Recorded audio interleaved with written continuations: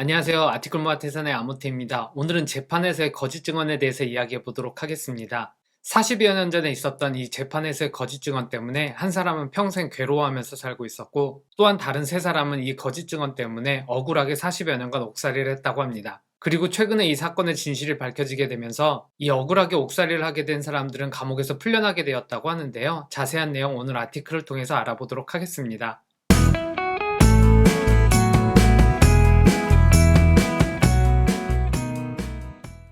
오늘 기사에서 소개되는 재판에서의 거짓 증언을 했던 사람은 사진에 보이는 론 비숍이라는 사람입니다. 이 사건이 일어났던 40여 년 전으로 돌아가서 사건의 정황을 보면요. 이 사건이 일어났던 때는 지난 1983년 11월 18일이었고, 이 당시 론 비숍은 웨스트 벌티모어에 있는 할렘파크 주니어 하이스쿨의 학생이었습니다.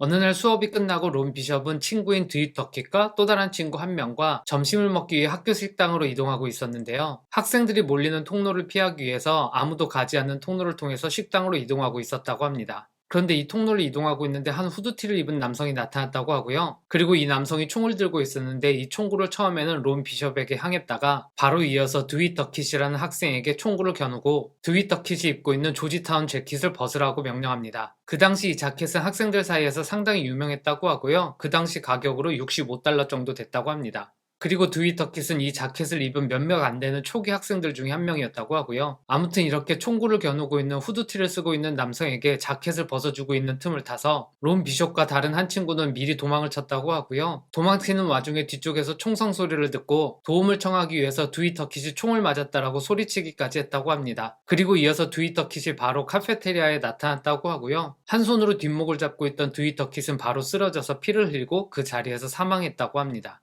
그리고 이 사건이 일어나고 바로 경찰의 수사가 진행되었는데요. 경찰은 이 총격 사건의 범인으로 3명을 지목했는데요. 사진에 보이는 알프레드 체스트넛과 랜섬 와킨스, 그리고 앤드루 스튜어트라는 학생이었다고 합니다. 특히 알프레드 체스트넛 같은 경우는 드윗 더킷이 죽은 다음날 조지타운 자켓을 입고 있는 게 목격되었다고도 하고요. 하지만 앞에서 말씀드렸듯이 론 비숍이 그 사건 현장에 있었을 때에는 후드티를 입은 남성 한 명뿐이었고, 론 비숍도 처음 경찰 수사에서는 이 세 학생을 범인으로 지목한 적도 없었다고 하는데요.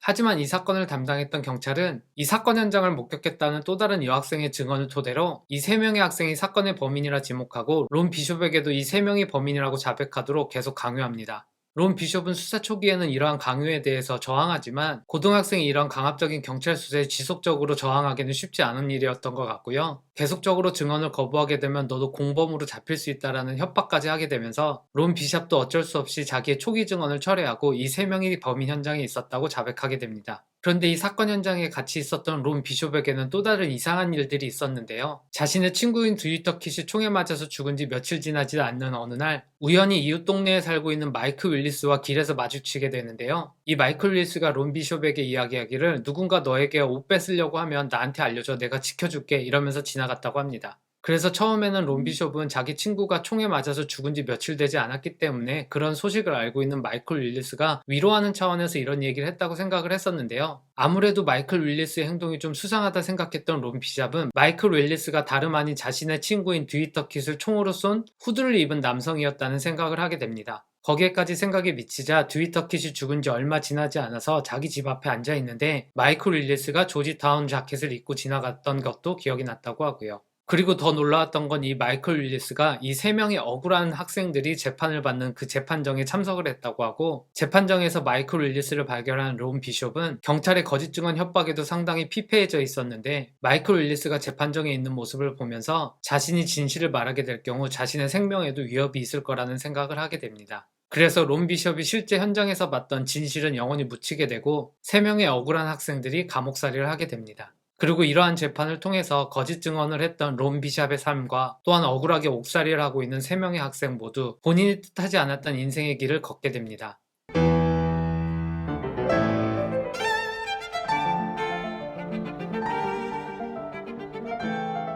이 억울하게 옥살이를 하게 된 3명의 학생들은 처음에 메릴랜드에 있는 한 감옥에서 8년간 같이 지냈다고 하고요. 이 감옥에서 억울하게 옥살이를 하는 3명의 학생의 인생도 기구하긴 하지만 또 한 측면으로는 이렇게 거짓 증언을 해서 무고한 3명의 학생을 감옥에서 썩게 만든 론 비숍 또한 자신의 비겁했던 증언에 계속 괴로워하는 삶을 살았다고 하고요. 이 무고한 3명이 억울한 옥살이를 하고 있다는 것도 론 비숍에게는 상당히 괴로운 일이었지만 실제 자신의 친구를 살해했던 마이클 윌리스가 멀쩡하게 거리를 걸어다니고 있다는 생각을 하면 그게 더 괴로웠다고 합니다. 그런데 시간이 흘러 드위터킷을 실제 총으로 쏴서 죽였던 마이클 윌리스는 지난 2002년에 길거리에서 총을 맞아서 사망을 했다고 하고요. 이 소식을 접하게 된 론 비숍은 이제 마이클 윌리스로부터 보복을 당할 일은 없게 되었지만 여전히 자책감에 시달리고 있었다고 하고 어쨌든 이렇게 시간이 흐른 지금에 있어서 자신이 진실을 밝히게 된다면 그 대가로 자신이 감옥에 갈 수밖에 없을 거라고 생각하고 있었다고 합니다. 물론 그 세월 동안 억울하게 옥살이를 하고 있었던 3명은 계속 옥살이를 하고 있었고요. 그런 옥살이 와중에 여러 번의 가석방 기회도 있었지만 가석방 승인을 받기 위한 가장 첫 번째 조건은 자신이 저지른 범죄에 대해서 뇌우치는 모습을 보여야 되는 건데요. 이 3명은 수감 시절 내내 자신의 무죄를 줄곧 주장하고 있어서 가석방의 기회도 없었다고 합니다. 그리고 이 3명 중에 알프레드 체스트넛 같은 경우는 좀 더 적극적으로 자신의 무죄를 주장하는데요. 지속적으로 자신의 무죄를 주장하고 그 사건 당시에 경찰의 수사 파일의 내용을 얻기 위해서 지속적으로 요청을 하고 마침내 지난 2018년에 경찰의 수사 파일을 접근하는 것을 허락을 받게 됩니다. 그리고 알프레드 체스트넛 또한 이 경찰의 수사 파일에서 마이클 윌리스라는 인물이 계속적으로 용의선상에 있었다는 것을 발견하게 되는데요. 한 여성이 경찰에 증언한 내용에 따르면 이 총격 사건이 발생하고 경찰이 학교에 출두했던 이 당시에 마이클 윌리스가 총을 버리고 친구들과 함께 도망치는 모습을 목격했다는 증언도 있었고요. 또한 드위터킷이 총을 맞고 죽은 지 몇 시간 지나지 않아서 마이클 윌리스가 이 조지타운 재킷을 입고 롤러스케이트장에 나타났다는 증언도 수사 파일에 있었다고 합니다. 이러한 사실을 알게 된 알프레드 체스트넛은 주 검사 사무실에 지속적으로 탄원서를 보냈다고 하고요. 이렇게 지속적으로 탄원서를 보내는 알프레드 체스트넛의 탄원서가 한 검사의 눈에 띄게 되고 이에 대해 관심을 갖게 된 여성 검사는 이 체스트넛의 사건에 대해서 알아보게 되는데요. 일반적으로 수감자들이 수감 시절 내내 자신의 무죄를 주장하는 경우가 많지 않기 때문에 일단 이 체스트넛이 수감 시절 내내 자신의 무죄를 주장했다는 부분이 특이하게 다가왔고 그녀에게 이 사건에 대한 관심이 생기게 되었다고 하고요. 하지만 초반에는 이 사건을 보면서 이 3명이 범인이라는 게 너무나 명백하다고 느껴졌는데 좀 더 사건을 들여다보면서 이 사건이 좀 이상하다는 생각을 하게 됩니다.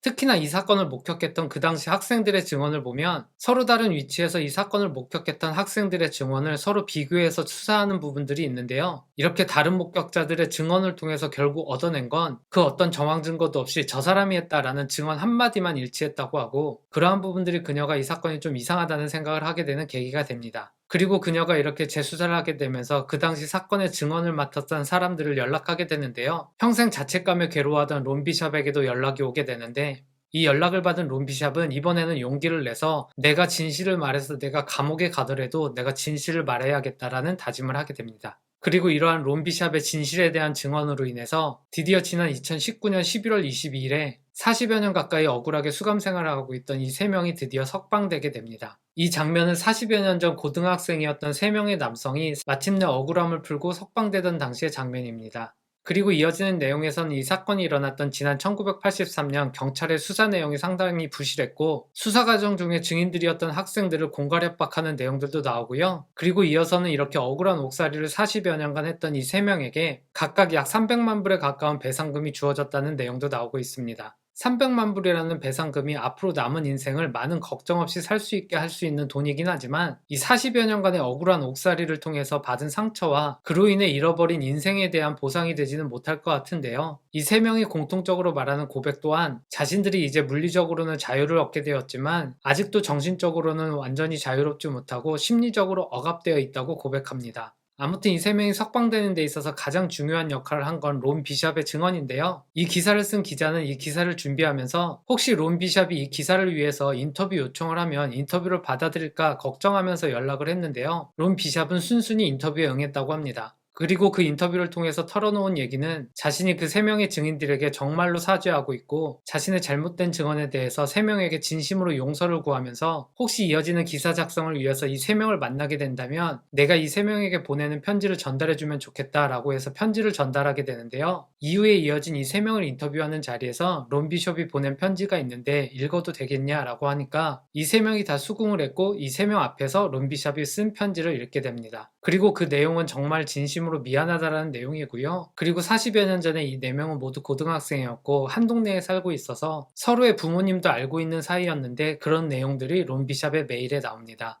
그리고 이렇게 론 비샵의 진심으로 사죄를 구하는 편지의 내용을 다 들은 3명은 기자에게 나중에 론 비샵을 만나게 되면 너가 그렇게 사죄한 거에 대해서 고맙게 생각하고 너의 사죄를 받아들이겠다고 전해달라고 얘기합니다. 이렇게 론 비샵의 사죄에 대해서 고마워하고 사죄를 받아들인 건 3명 모두인데요. 이 3명이 털어놓는 얘기를 보면 누군가가 이 3명에게 우리가 정말 잘못했다, 내가 실수했다, 내가 망쳤다, 그러한 고백을 듣는 게 내가 원하는 전부이기도 하다라는 얘기를 하고 있습니다. 그러니까 이 3명의 얘기인즉슨 지금까지 누구도 자신들에게 내가 잘못했다, 미안하다 이렇게 털어놓는 사람들이 없었다고 하고요. 어떻게 보면 이 3명에게는 거액의 배상금보다 자신들의 인생을 이렇게 망친 사람들이 진심으로 뉘우치고 미안해하고 사죄하는 것들이 더욱 필요했었던 것 같기도 합니다. 그리고 이 기사의 마지막은 알프레드 체스트넛이 론 비샵에게 남기는 마지막 말로 끝맺고 있는데요. 체스트넛은 론 비샵에게 너가 이런 결정을 하기까지 얼마나 힘들었을지 안다 라고 하면서 누군가는 이런 너의 결정에 대해서 그냥 말로 하는 고백이니까 정말 쉬운 거 아니야? 이렇게 얘기할 수도 있을 것 같은데 아니 너가 이렇게 진실을 다시 고백한 행동은 인생에서 가장 어려운 일들 중에 하나다 라는 얘기를 남기며 이 기사를 마무리하고 있습니다. 오늘 아티클은 여기까지고요. 이 영상의 설명에 이 기사의 링크가 달려 있는데요. 원래 기사의 분량은 상당히 길지만 아주 짧게 한번 요약해 봤습니다. 이 기사의 내용을 공유하고 싶었던 이유는 크게 2가지가 있는데요. 늦게나마 거짓이었음을 인정하고 진실을 털어놓은 론 비샵의 용기가 언뜻 보기에는 정말 쉬운 일인 것 같지만 정말 어려운 결정이고 이러한 결정을 내리기까지 그가 인생을 살아오면서 얼마나 많은 고통들을 겪었을지 그러한 부분들을 생각을 한다면 이제라도 이렇게 고백을 한 론 비샵의 용기에 대해서 높게 평가를 하고 또한 진심으로 자신의 잘못을 뉘우치는 모습들이 상당히 인상적이었고요. 또 한 가지는 이렇게 억울하게 40년간 옥살이를 하게 되면서도 자신들이 이러한 옥살이를 하게 된 결정적인 요소가 된 거짓 증언을 한 론 비숍을 그의 입장에 서서 이해하고 그의 사죄를 받아들이는 이 3명의 인격에 대해서도 상당히 놀라움을 느꼈습니다. 그래서 오늘 이 기사를 길지만 짧게라도 요약해서 나누고 싶었고요. 긴 기사를 짧게 요약하다 보니 기사 속에 들어있는 나누고 싶었던 이야기들을 많이 쳐내느라 좀 아쉬웠는데 이러한 긴 기사의 내용을 짧은 영상에 담는 연습도 계속하다 보면 앞으로 이보다 더 긴 기사를 나눌 때에도 핵심만 추려서 잘 전달드릴 수 있는 역량이 점점 커질 거라 생각하고요. 오늘 영상은 여기에서 마치고 다음번에 또 좋은 아티클로 만나겠습니다. 감사합니다.